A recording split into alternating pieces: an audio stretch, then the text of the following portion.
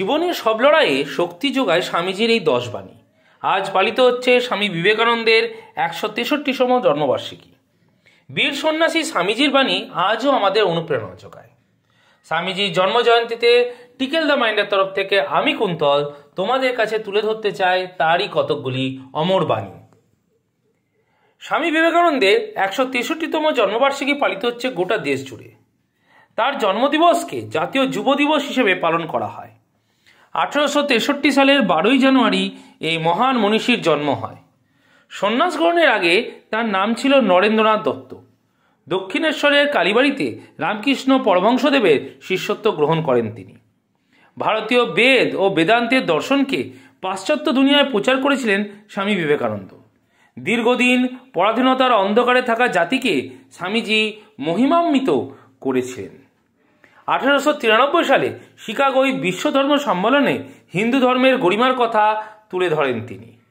মানুষের সেবায় ব্রতী হয়ে পরবর্তীকালে রামকৃষ্ণ মঠ ও মিশনে প্রতিষ্ঠা করেন তিনি।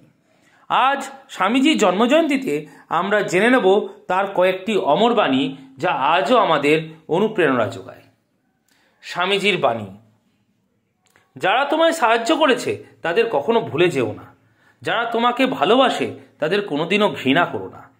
আর যারা তোমাকে বিশ্বাস করে তাদের কখনো ঠকিও না। 2 নম্বর, উঠে দাঁড়াও, শক্ত হও, দীপ্ত হও, যাবতীয় দায়িত্ব নিজের কাঁধে নাও। আর এটা সবসময় মাথায় রেখো, তুমি তোমার নিয়তির স্রষ্টা। তোমার যে পরিমাণ শক্তি প্রয়োজন সবটাই তোমার মধ্যে রয়েছে। সুতরাং নিজের ভবিষ্যৎ নিজেই তৈরি করে নাও।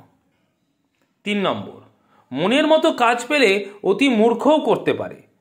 যে সকল কাজকেই মনের মতো করে নিতে পারে সেই বুদ্ধিমান। কোনো কাজই ছোট নয়। 4 নম্বর, শক্তি হলো জীবন, দুর্বলতা হলো মৃত্যু, সম্প্রসারণ হলো জীবন, সংকোচন হলো মৃত্যু, প্রেম হলো জীবন, ঘৃণা হলো মৃত্যু। 5 নম্বর, নিজের ভেতর থেকে জাগ্রত হও। অন্য কেউ তোমাকে শিক্ষা দিতে পারবে না, অন্য কেউ তোমাকে ধর্মের পথে চালাতে পারবে না। অন্য কেউ নয়, তোমার আত্মাই তোমার শিক্ষক। নেক্সট, যে কোনো একটা ভাবনা মাথায় আনো। সেই একটা ভাবনাকেই তোমার জীবন করে ফেলো। সেটা নিয়েই ভাবো, সেটা নিয়েই স্বপ্ন দেখো, সেটা নিয়েই বাঁচো। সেই ভাবনাকে বাস্তবায়িত করতে তোমার মস্তিষ্ক, তোমার পেশি, তোমার শরীরের প্রত্যেকটা অঙ্গকে কাজে লাগাও। প্রত্যেকটা ভাবনাকে অন্য ভাবনার থেকে আলাদা করে রাখো। এই পথেই সাফল্য আসবে। তুমি খ্রিস্টের মতো ভাবলে তুমি একজন খ্রিস্টান। তুমি বুদ্ধের মতো ভাবলে তুমি একজন বৌদ্ধ।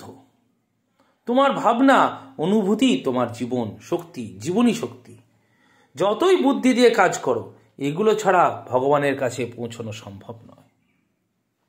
8 নম্বর, যখন নেতৃত্ব দিচ্ছ তখন সবার সেবা করো, স্বার্থ শূন্য হও, নিজের মনে অসীম ধৈর্য রাখো, তাহলেই সাফল্য তোমার কাছে ধরা দেবে। 9 নম্বর, আমি বিশ্বাস করি যে কেউ কিছু পাওয়ার উপযুক্ত হলে জগতের কোনো শক্তি তাকে বঞ্চিত করতে পারে না। এবং 10 নম্বর, সারাদিন চলার পথে যদি কোনো সমস্যার সম্মুখীন না হও তাহলে বুঝবে তুমি ভুল পথে চলছ। স্বামীজির দেওয়া এই 10টি পথ নির্দেশকে যদি আমরা জীবনে মেনে চলতে পারি তাহলে সাফল্য অবশ্যই আমাদের কাছে ধরা দেবেই দেবে। সকলকে আজ এই বিশেষ দিনে টিকেল দ্য মাইন্ডের তরফ থেকে আমি ধন্যবাদ জানাই এবং জানাই তারাও যেন স্বামীজির দেখানো পথ অনুসরণ করে চলেন। আমরা সবাই যেন মেনে চলে একটা সুন্দর জগৎ সৃষ্টি করতে পারি।